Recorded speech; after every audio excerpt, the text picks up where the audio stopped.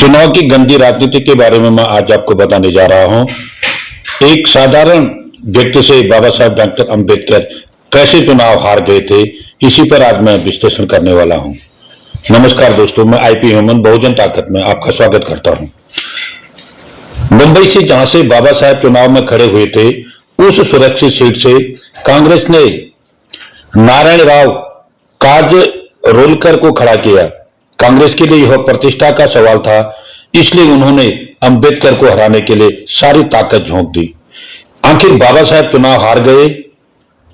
काजरोलकर को 1,37,950 और अंबेडकर को 1,23,776 वोट मिले। ताज्जुब यह है कि यहां 50,000 वोट खारिज हो गए।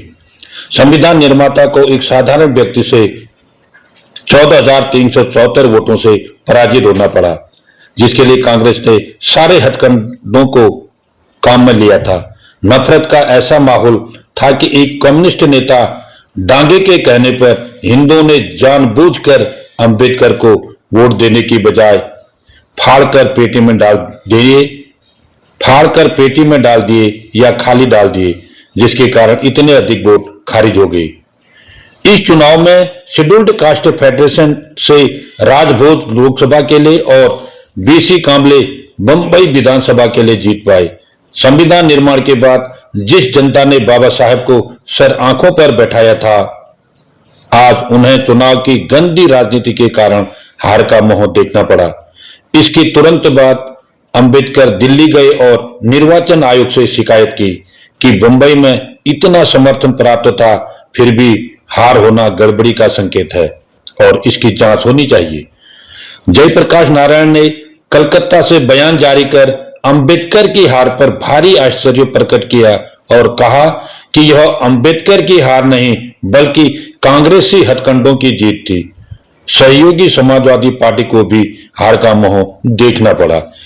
ऐसा माना जाता है कि अंबेडकर की पार्टी ही हार का एक कारण उनके द्वारा कश्मीर विभाजन का समर्थन करना भी था।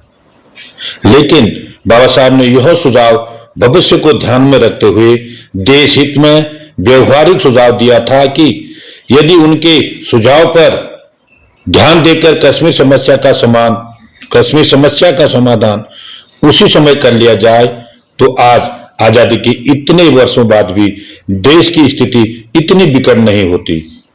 इसके अलावा मुस्लिम समुदायों के पृथक निर्वाचन की मांग के समर्थन से भी हिंदू वोटर्स नाराज हो गए थे। दरअसल वे अच्छी तरह जानते थे कि अब पृथक निर्वाचन का अधिकार नहीं मिल सकता, लेकिन उन्होंने मंत्री के कार्यभार व हिंदू कोड बिल के दौरान निराशा से दुखी होकर पृथक चुनाव अधिकार की मांग का समर्थन किया था। यह तो उनके दुखों का प्रकटीकरण मात्र था, इससे अधिक कुछ नहीं। डॉक्टर अंबेडकर ने कहा था, सवर्ण हिंदुओं के बहुमत के आधार पर गांधी जी और कांग्रेस ने मेरा और मेरे पक्ष का राजनीतिक जीवन खत्म कर दिया है। नमस्कार।